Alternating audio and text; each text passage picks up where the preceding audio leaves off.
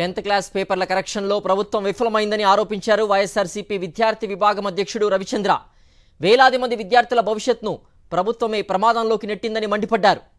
10వ తరగతి పరీక్షల మూల్యాంకనంలో ఈ రాష్ట్ర ప్రభుత్వం కూటమి ప్రభుత్వం చేసిన వైఫల్యాలు తప్పిదాల కారణంగా విద్యార్థులు చాలామంది నష్టపోయారు.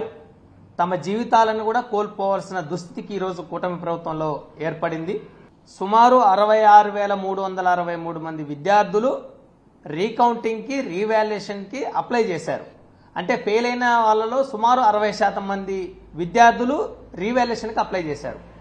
అంటే ఈ రాష్ట్ర చరిత్రలో ఎస్ఎస్సి బోర్డు ప్రారంభమైన తర్వాత ఆంధ్రప్రదేశ్ చరిత్రలో 60% మంది విద్యార్థులు రీవాల్యుయేషన్కి రీకౌంటింగ్కి అప్లై చేసిన చరిత్ర ఏ రోజు లేదు.